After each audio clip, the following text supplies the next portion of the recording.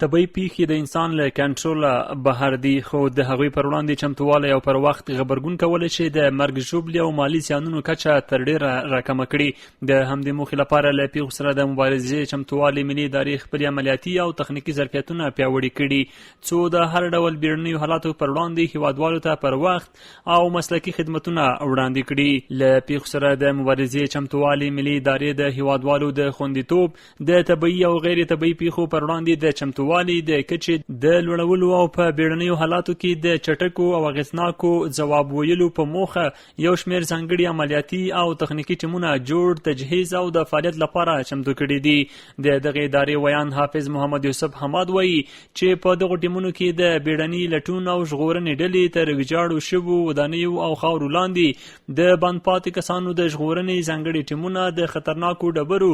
د خوندي کولو او ویجاړولو ډلې، په اوبو کې د ډوبېدونکو کسانو د ژغورنې ټیمونه او همدارنګه د ماین پاکۍ مسلکي تخنیکي ډلې شامل دي. له پیښو سره د مبارزې مدګۍ ادارې د پیښو پر وړاندې د چمتووالي کچې د لوړولو، د هیوادوالو لپاره د خوندیتوب رامنځته کولو او په بیړنیو حالاتو کې د چټکو، اغېزناکو او مسلکي ځوابونو د وړاندې کولو په موخه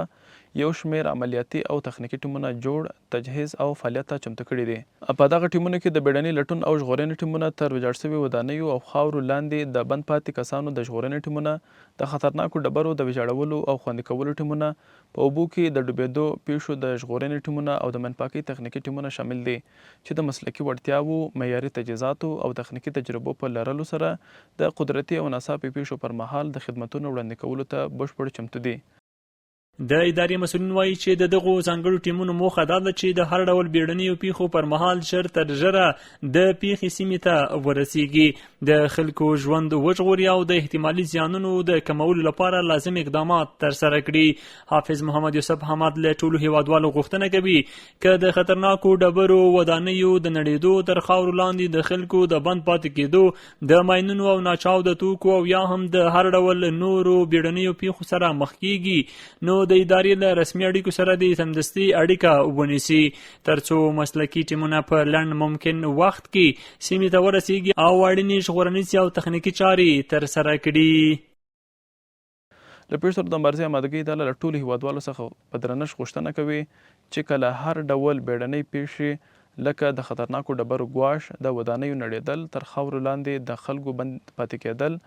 د ماینونو او ناچاوده توکو ګواښ او یا هم له ورته نورو پیښو سره مخ کېږي،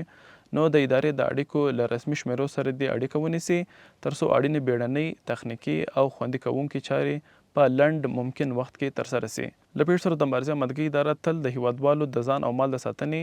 د بیړنۍ ځواب ویونې د پیاوړتیا او په بیړنیو حالاتو کې د اغېزناکو او پر وخت خدمتونو وړاندې کولو ته ژمنه ده.